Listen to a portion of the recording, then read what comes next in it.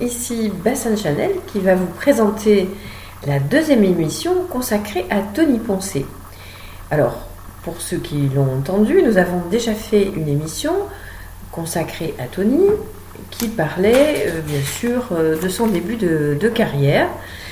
Je précise que nous avons été à la rencontre de la famille de Tony Poncet. Nous avons rencontré donc son épouse et sa fille qui a sorti un livre sur son père. Et donc c'est la suite de cette émission que je vous propose à présent. Alors Rod, bien sûr, le spécialiste de l'opéra, a travaillé et va nous proposer donc la suite de l'histoire de Tony Poncet qui commence en quelle année, c'est la suite de cette histoire, Rod? Eh bien, bonjour à tous.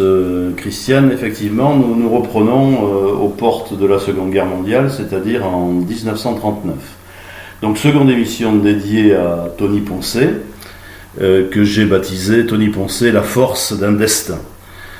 Nous allons poursuivre l'évocation de la vie et de la carrière de Tony Poncet. Je rappelle qu'il est né en 1918 et qu'il est décédé en 1979.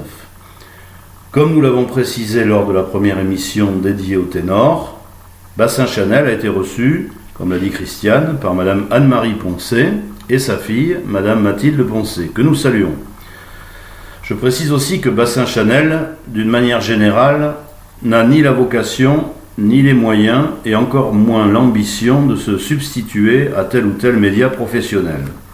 Aussi, l'évocation hommage du ténor doit être considérée comme ce que peut représenter une exposition de peinture pour un grand peintre, à savoir une sensibilisation à l'œuvre de l'artiste.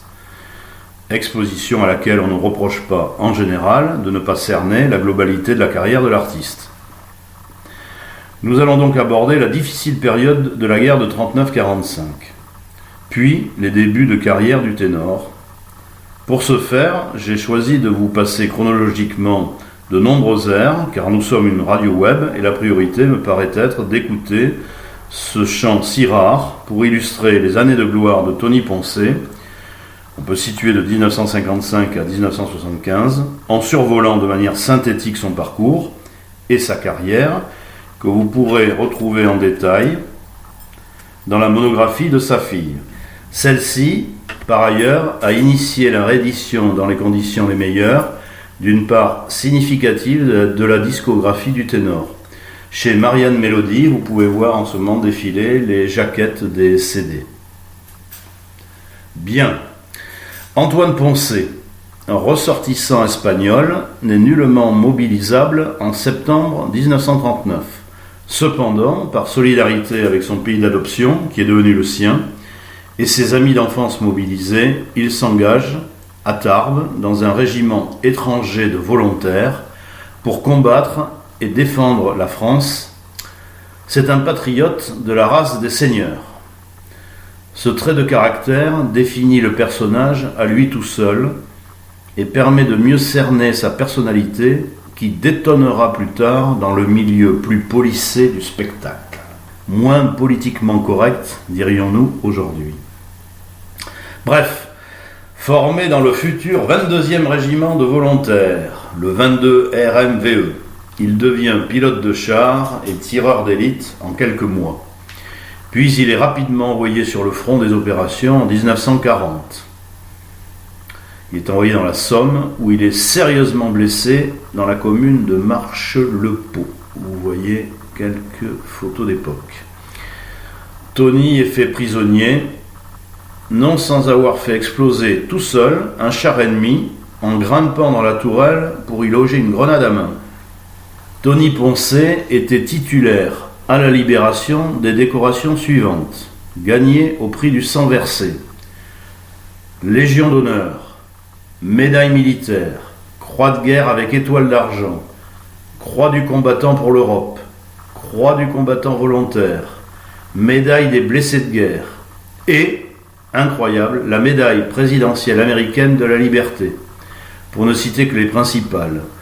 Chez les militaires, on parle de placard sur la poitrine, pas de médaille en chocolat d'opérette. Il n'avait de leçons à recevoir de personne, cependant, il lui faudra tout de même en subir bien des années plus tard, mais dans le domaine de la musique et du solfège. Fait prisonnier, rescapé de l'enfer, il fut déporté au Stalag 7A de Moosburg en Bavière, en Allemagne bien sûr. Ce camp disciplinaire, fortifié, hébergea jusqu'à 80 000 prisonniers de guerre dans la ville de Moosburg, proche de Munich, 40 km au nord-est. Une belle chaîne de montagnes, mais bien loin de ses Pyrénées. Les conditions de détention étaient spartiates, et seule la possibilité par tirage au sort de travailler dans une ferme des alentours permettait parfois de manger à sa faim. Antoine effectuera 2 tentatives d'évasion, sans succès, et ne dut d'échapper au peloton d'exécution qu'à sa voix de ténor, repérée par les officiers allemands qui l'auraient bien enrôlé pour l'opéra, ce que Poncet refusa avec panache et fierté. Tony Poncet ne chantera pas pour les Allemands, n'enregistrera pas pour Vichy. J'ai une pensée pour le ténor Joseph Schmidt, 1904-1942. Son visage n'apparaît pas non plus sur la photo de l'orchestre du Stalag que j'ai retrouvé. Antoine, débrouillard et tête brûlée, passera ainsi 5 années, tant bien que mal, comme beaucoup d'autres compagnons d'infortune. J'ai également retrouvé le sinistre décompte des prisonniers, classés par origine. Il y avait notamment 451 Espagnols dans ce Stalag, dont 85 Andalous. Citons les 45 Aragonais, les 13 Galiciens, les 3 Majorquins des Baléares, etc. Spanish Kriegsgefangene, finalement libéré en avril 1945 par un régiment de Rangers américains de l'armée du général Patton, Antoine, tel qu'on le connaît, reprend aussitôt les armes et le poste de pilotage d'un char. Si le courage et le patriotisme ont un visage, c'est bien celui d'Antoine, le fils prodigue d'Almeria et de Bagnères de Bigorre, un dur. Il partira libérer le camp de Dachau, montera à l'assaut du triste repère d'Hitler le nid d'aigle de Berchtesgaden. Anecdote, Jean Moncorgé, dit Jean Gabin, effectuera un parcours similaire à la tête d'un char, mais dans l'armée du général Leclerc, et au même moment rejoindra le nid d'aigle, déjà pillé et dévasté. La pauvre mère de Tony Poncet décédera à la même période, à l'âge de 64 ans. Tony ne la reverra jamais plus à son retour de captivité, soit 6 ans après son départ de Bagnères. Il est démobilisé le 1er juin 1945.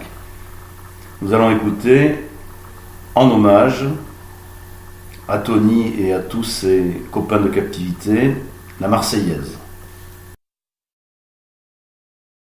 Allons enfants de la patrie, le jour de gloire est arrivé.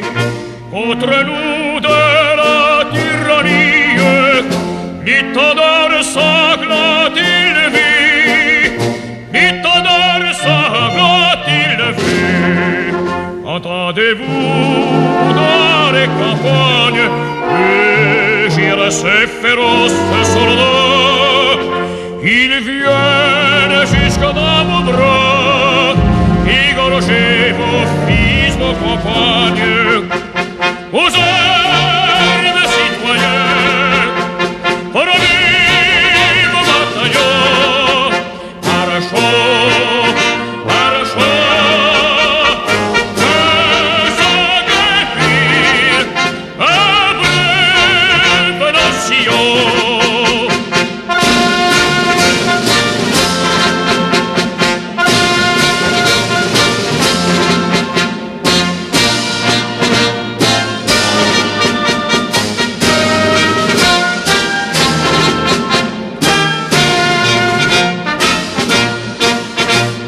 Sacré de la patrie, conduit soutient le bravageur. Liberté, liberté chérie, combats avec tes défenseurs, combats avec tes défenseurs. Sous nos drapeaux que la victoire accourt à tes mains accents. De tes ennemis expirants, vois ton triomphe et notre gloire. Aux armes, citoyens, formez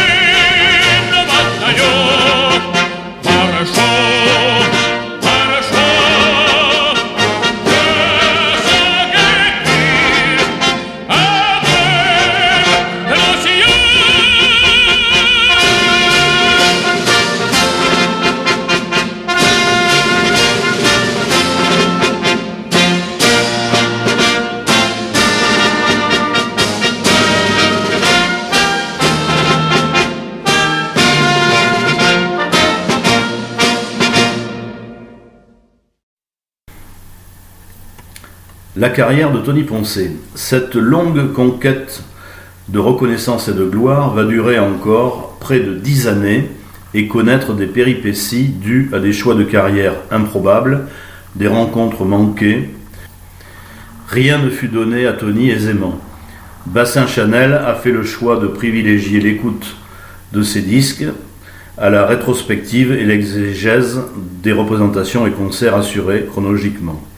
Cependant, sa belle carrière sera présentée de façon condensée, carrière brillamment retracée dans le détail par sa fille, Madame Mathilde Poncet.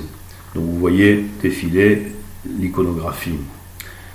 Si la reconnaissance de l'art de Tony Poncet est clairement établie lors du concours de Cannes de 1954, après 10 années d'efforts sur lesquels je m'interroge encore, bien d'autres artistes, moins dotés par la nature, mais mieux servis par un impresario, ont été lancés plus rapidement.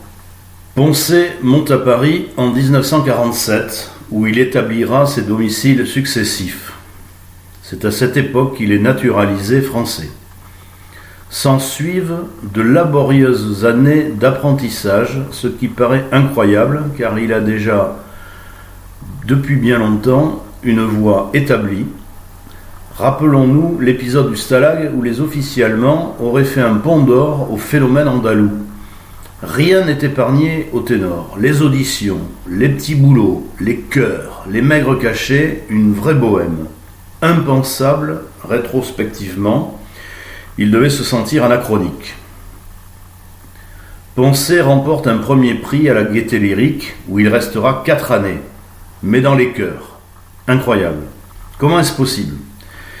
Il réussit à s'inscrire au Conservatoire national supérieur de Paris avec une dispense d'âge parrainée par le général de Gaulle grâce aux amis anciens combattants. Ses professeurs furent Gabriel Dubois, 1885-1954.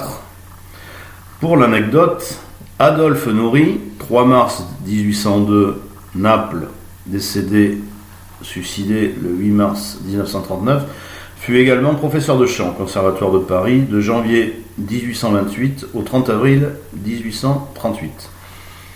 Fernand-François dit Francel, ténor, 1880-1966, également professeur d'une classe de chant, et pour le solfège chanté, Madame Madeleine Vuillermoz, personnage important, celle-ci déploya tous ses efforts pour apprendre le solfège à Tony, avec succès. Celui-ci obtient un premier accessit à l'opéra en 1949. Il a 31 ans. Cependant, à l'issue de 4 années, ne voyant pas l'avenir s'éclaircir, il décide de quitter le conservatoire en 1952. Discipliné mais lucide, il a 34 ans déjà. André Boget, le grand baryton, le recommande alors sur l'Opéra de Lyon, en 1953, où il va enfin triompher dans Aïda et Rigoletto, lors d'un gala au profit de la Légion d'honneur. Le fauve est lâché. Si j'étais ce soldat, au sort auquel j'aspire,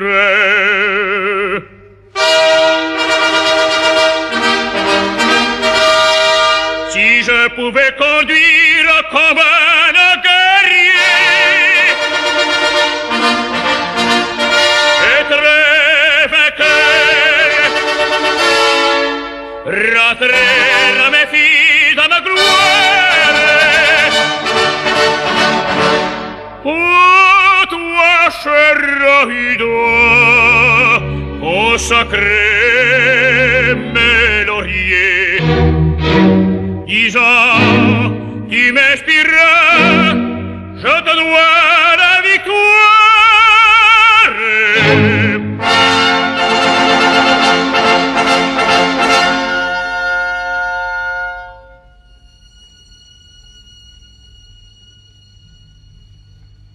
Oh, c'est Aïda, toi dans la grâce que rien n'efface, c'est tout charmé.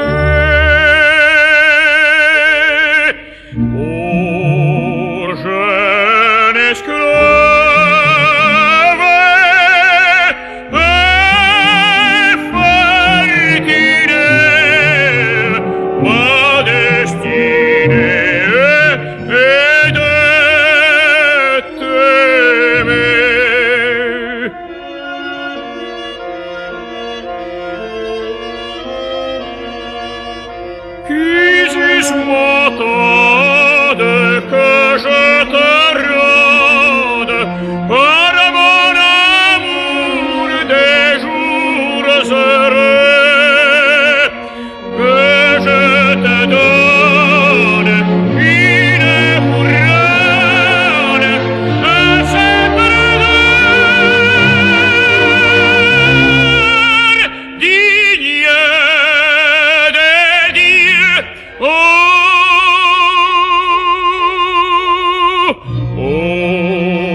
céleste Ida, toi dont la grâce que rien n'efface, c'est tout charmé.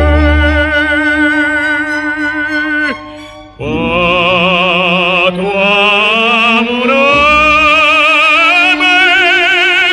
mais t'enchaîner, ma destinée est de t'aimer. Isis m'attendent que je trône dans mon pays des jours heureux, que je te donne une couronne à sceptre d'or, digne des dieux, un sceptre d'or, digne des dieux.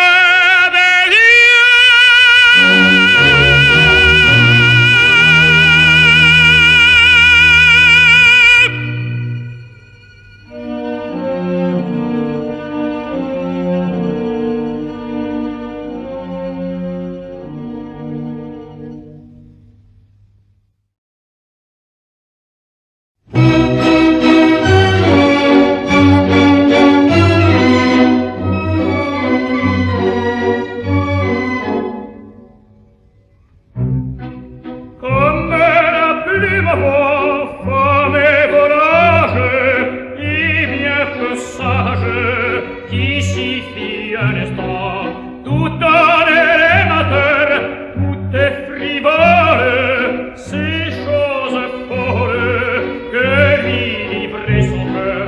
Femme varique, par qui signifie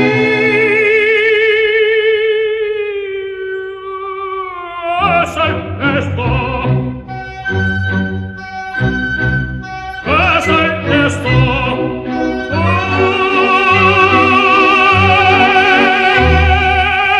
Un seul instant.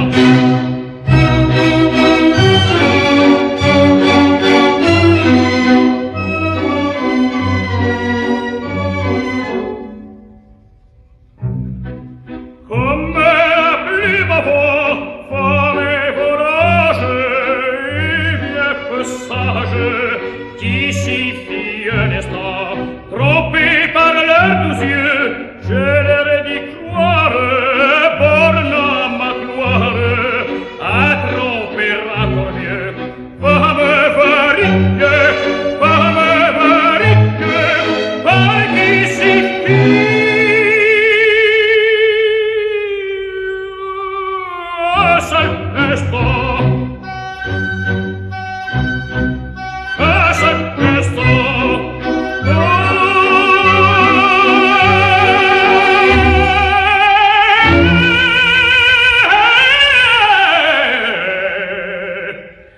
Un seul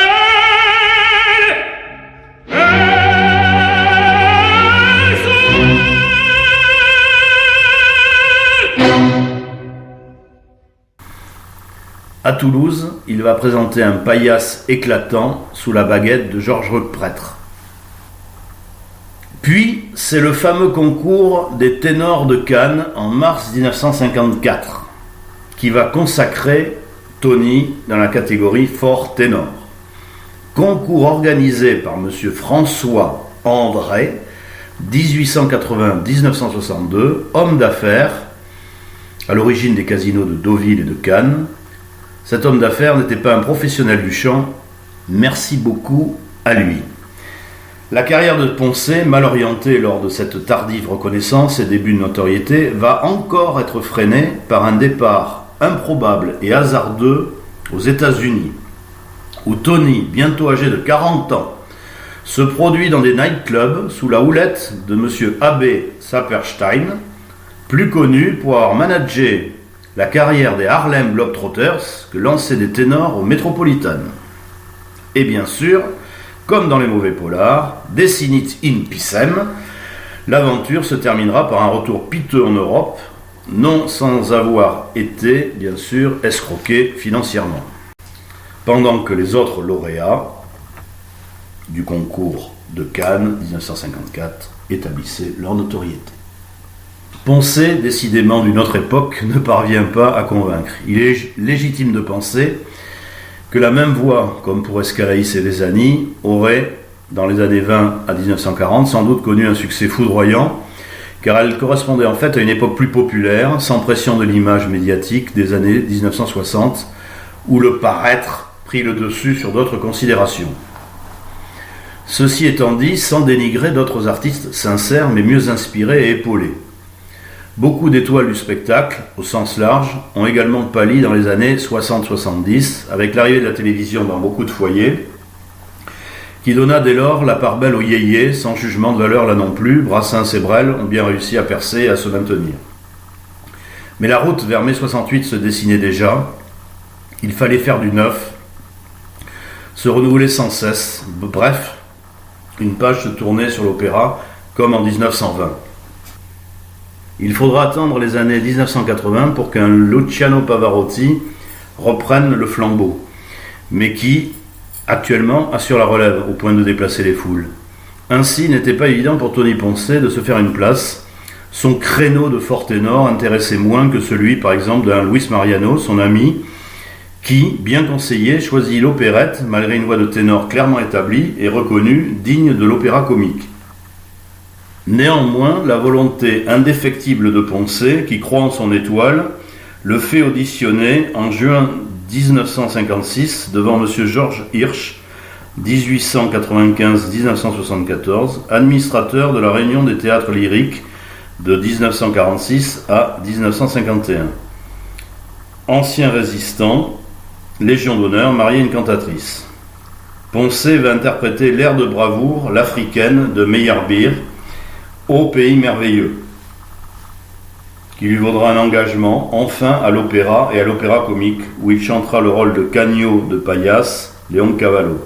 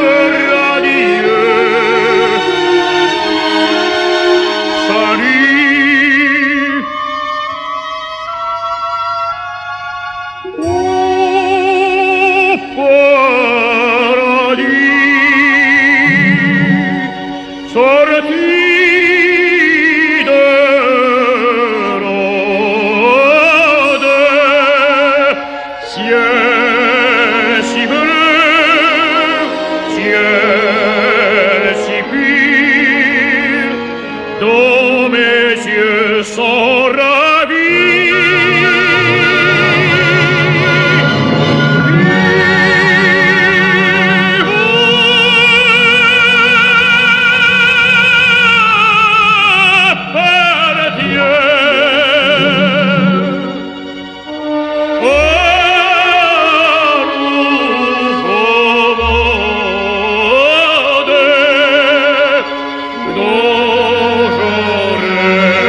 doté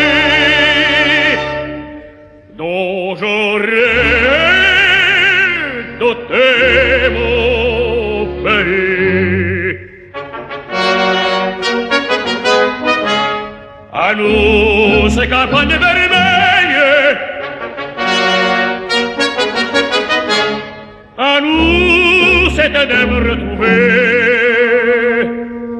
Oh, trésor charmant, oh, merveilleux, ça rit, mot de nouveau, qui m'appartient. Sois donc à moi,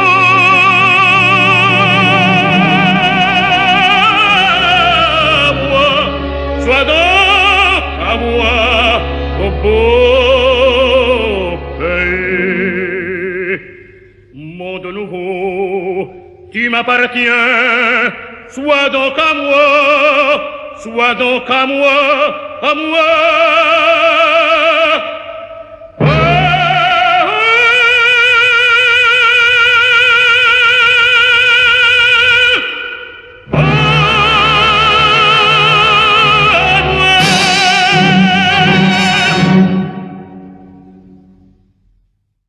Sa carrière décolle enfin, et à celle-ci s'ajoutent ses premiers enregistrements de disques chez Philips.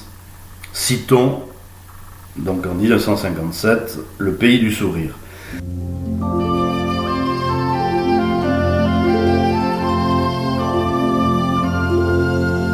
Dans l'ombre blanche des pommiers à fleurs,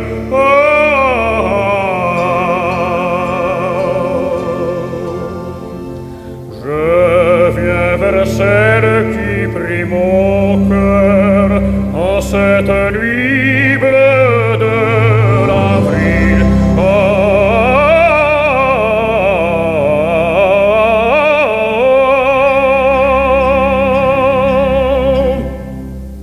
Je sais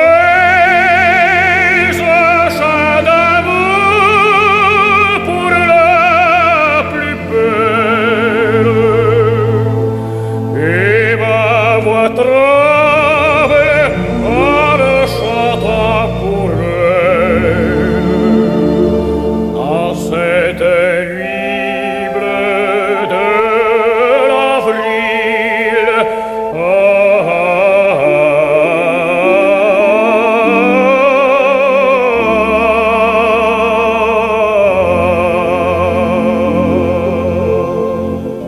un soir j'ai fait un beau rêve. Tu venais vers moi, tu t'inclinais dans une extase trop brève. Tout brisé, j'ai cueilli ton baiser. Et depuis, tu m'entends dire chaque nuit, sois à moi. Comment il n'est plus rien que toi. Sur tes pas, j'irai jusqu'au trépas pour m'enivrer sans fin de ton troublant parfum. Dans l'ombre blanche des pommiers à fleurs,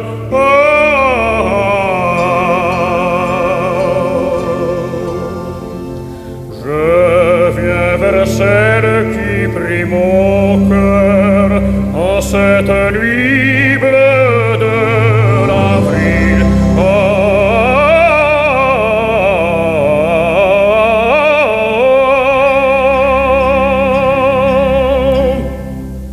Je dis mon chant d'amour à la plus belle,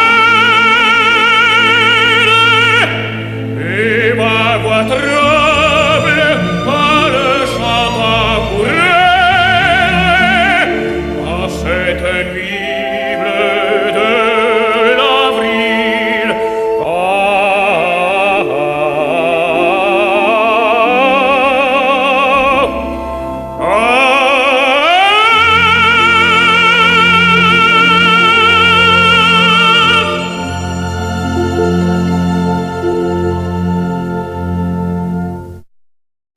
Sa carrière est donc enfin lancée en 1957 avec comme carte de visite Paillasse, qu'il ressuscite avec panache et le rare éclat oublié depuis plus de 20 ans, depuis Vezzani.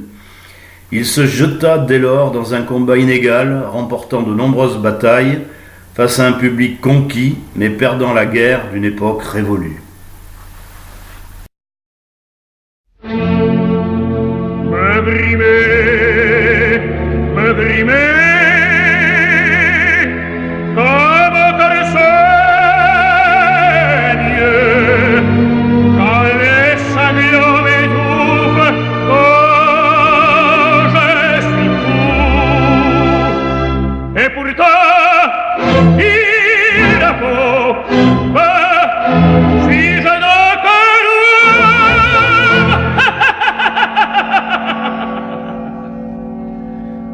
je suis Paillasse.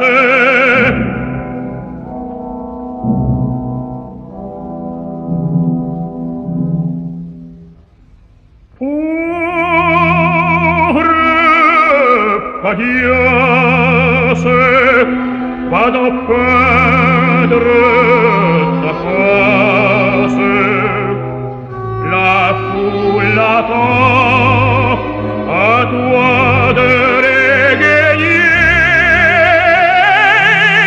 Alors scolle le cœur, chez toi prendra ta place. Pauvre Paillasse, rideau, il est jour payé. Change en grimace les sanglots de ton cœur. Que vos cocasses déguisent ta fureur.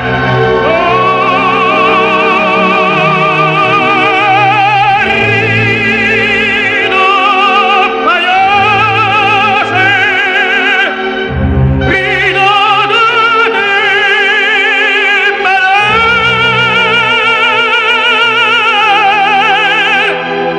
Ris des sanglots qui te déchirent le cœur.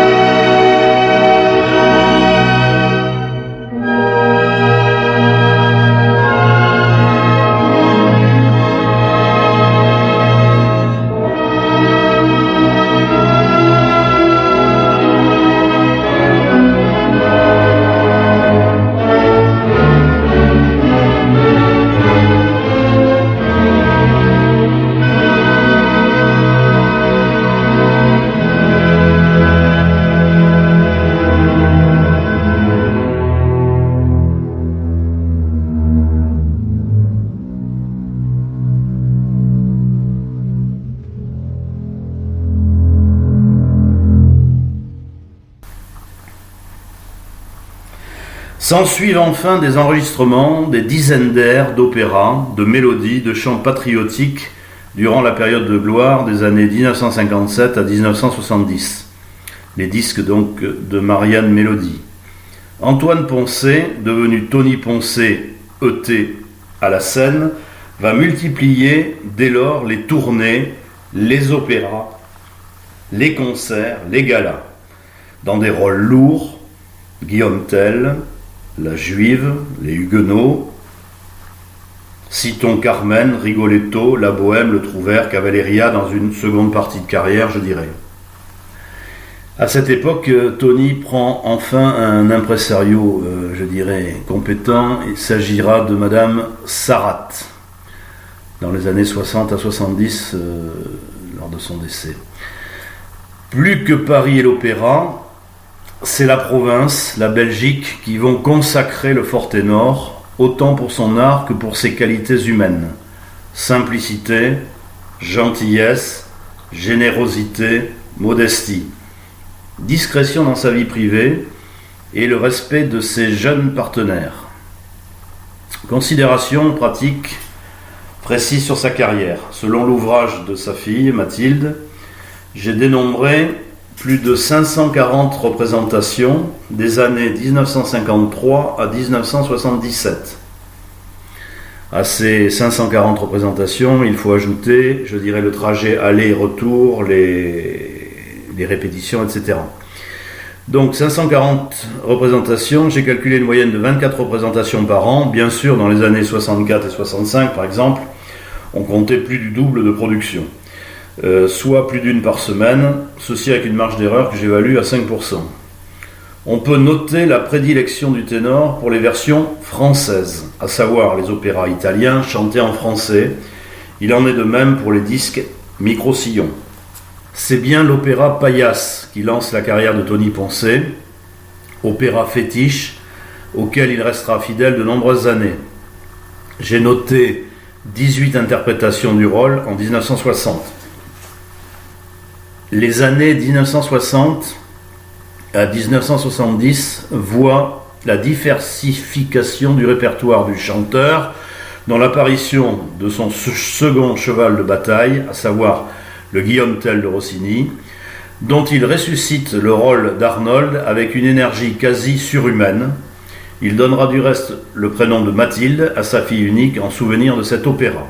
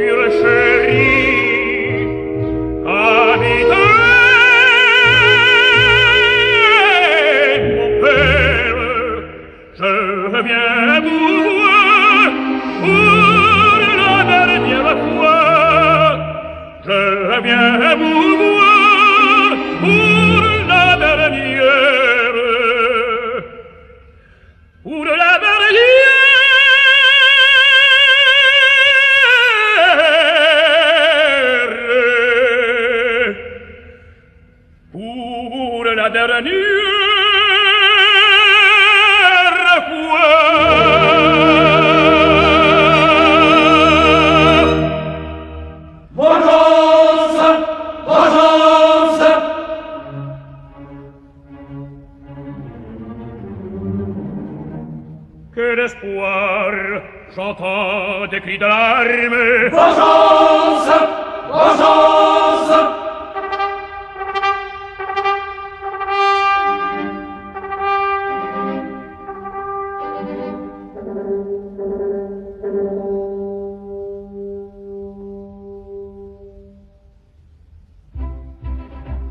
Amis, amis, secondez ma vengeance, si notre chef est dans les fers, c'est à nous appartient sa défense. D'accord, les chemins sont ouverts. D'accord, les chemins sont ouverts. Suivez-moi, suivez-moi. D'un monstre perfide, au fond d'espérance homicide, au fond d'espérance homicide. Arrachant Guillaume à ses courses, arrachant Guillaume à ses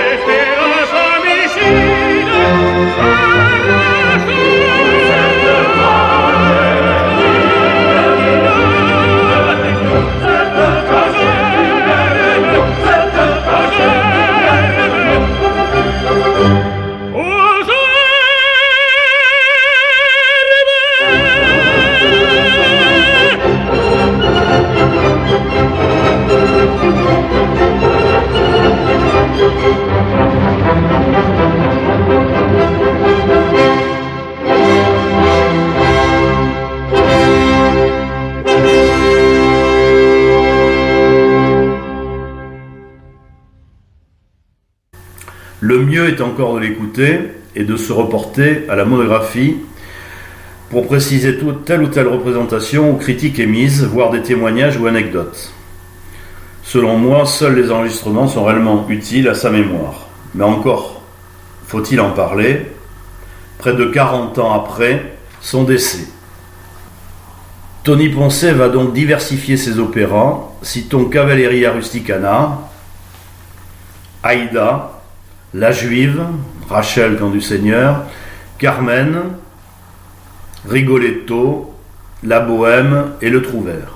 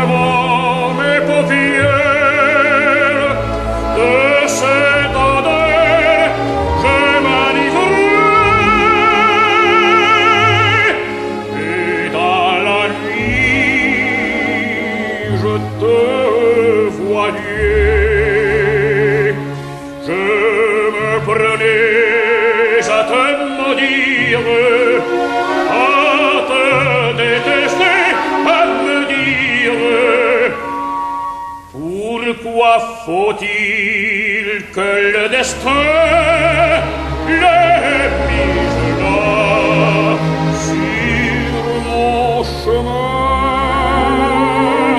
Puis je m'accusais de blasphème et je ne sentais en moi-même, je ne sentais un seul désir, un seul espoir, revoir au Carmel. Oui, revoir, quand il avait jusqu'à paraître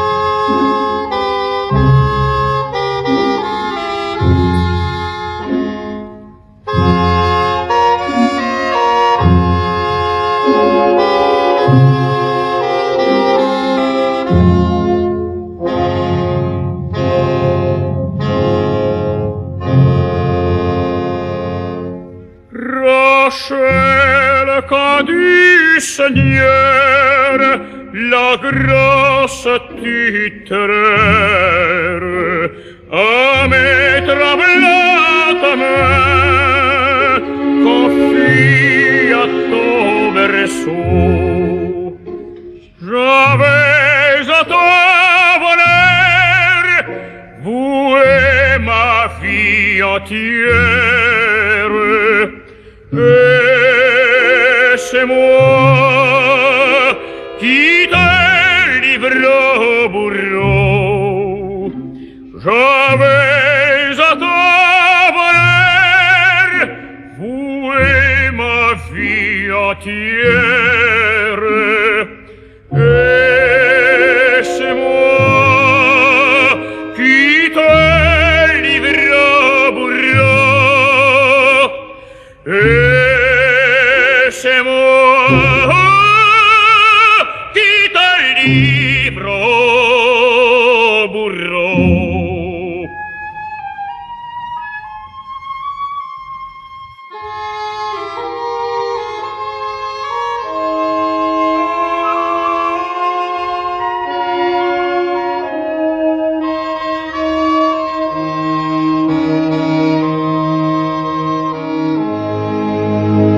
Mais j'entends une voix qui m'a crié: sauvez-moi de la mort qui m'attend. Je suis jeune et je tiens à la vie. Oh mon Père, épargnez votre enfant. Je suis jeune et je tiens à la vie. Oh mon Père, oh mon Père, oh mon Père, épargnez, épargnez votre enfant.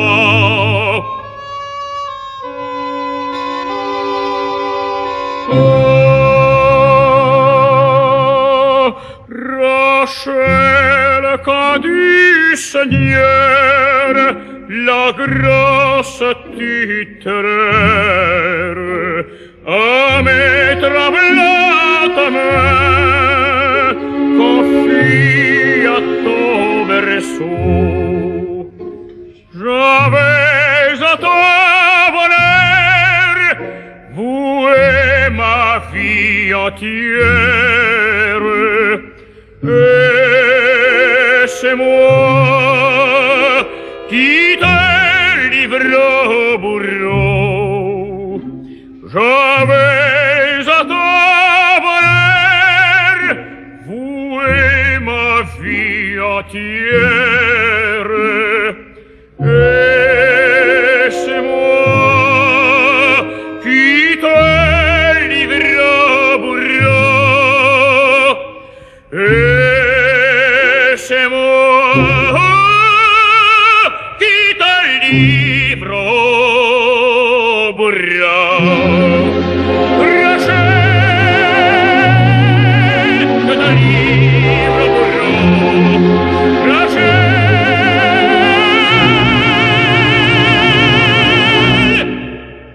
c'est moi, moi, moi.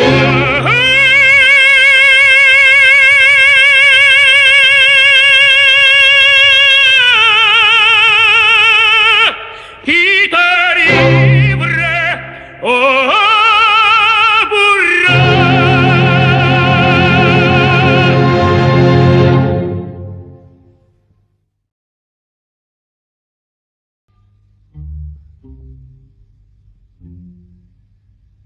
Plus blanche que la blanche rémire,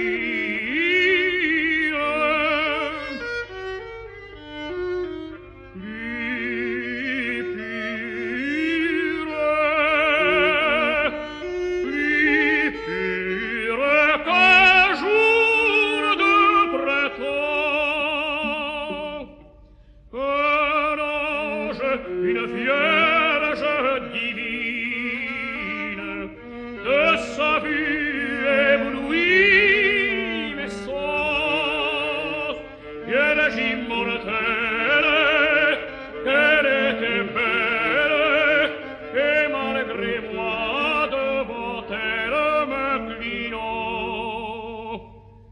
Je lui disais,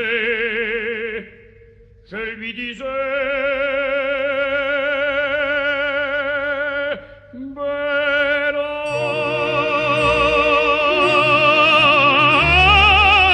reine des amours, beauté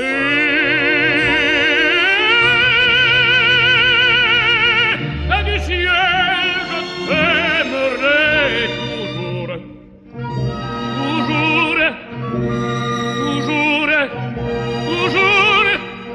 toujours, je t'aimerai toujours, ô reine des amours. Je veux t'aimer, aimer. Oh,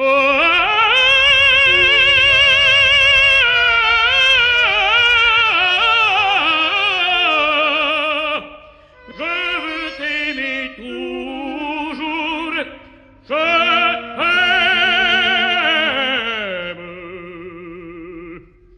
Je veux t'aimer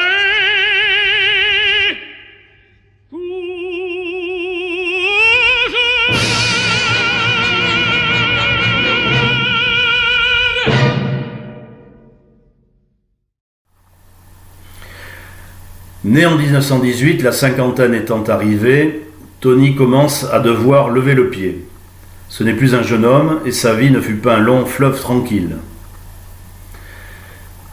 Une jolie histoire cachonnaise de l'été 1968. La presse nous relate que Tony Poncet séjournait quelques semaines, en toute discrétion et simplicité, les étés à Arcachon, chez son ami Monsieur G, avenue de la République. C'est un article de 65 de la presse que vous voyez défiler.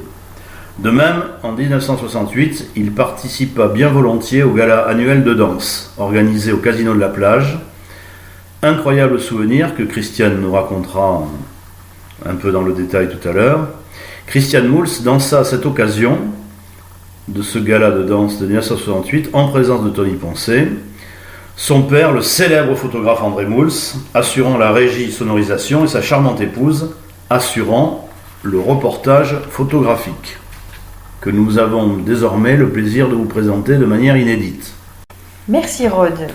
Alors, effectivement, comme beaucoup de jeunes filles à l'époque, je faisais de la danse classique dans une école de danse réputée, celle de Madame Fontanière, qui elle-même était l'épouse d'un baryton, Guy Fontanière. Et comme chaque fin d'année scolaire, il y avait un gala qui était organisé et qui était donné au Casino de la Plage.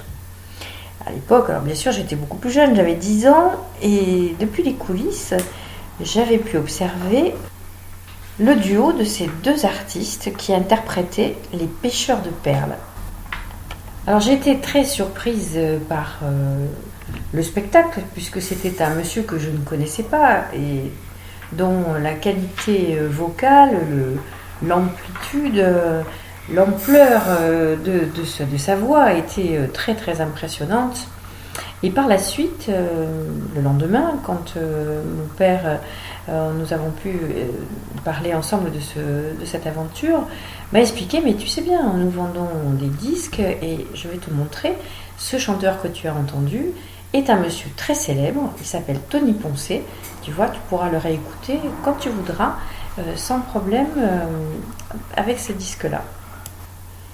Et grâce à cette émission qu'on a préparée avec Rod, j'ai également eu la chance, le bonheur de retrouver la trace de cette soirée en photo, donc qui était absolument intacte dans mon souvenir, car à l'époque, dans ces galas de danse, toute la famille était concernée par ce spectacle. Alors bien sûr, moi en tant que petite danseuse, mais aussi mon père faisait donc la technique, il faisait donc partir la musique, et mon grand-père et ma mère prenaient des photos.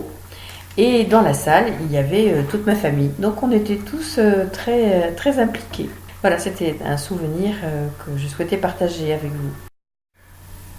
Tony Poncet ne manque pas non plus de séjourner à Bagnères de Bigorre, dans les Hautes-Pyrénées, où il descend régulièrement au Grand Hôtel de France. Il y rencontrera sa future épouse, se marieront en 69 et le couple accueillera bien vite leur petite fille Mathilde. Tony Poncet poursuit sa carrière, épaulé désormais par son épouse. Citons sa prestation à Bordeaux pour les 20 ans des Amis du Grand Théâtre.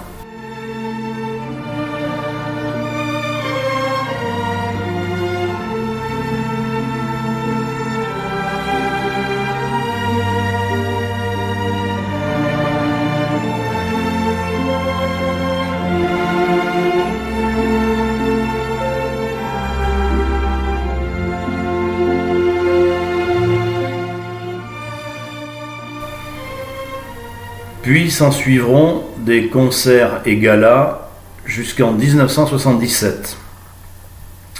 Monsieur Tony Poncet n'oubliera jamais d'où il vient et où il sait instinctivement devoir retourner un jour, hélas proche, auprès des siens, les gens du peuple, les résistants qui placent les valeurs humaines au-dessus de tout, au-dessus des conventions sociales, de circonstances.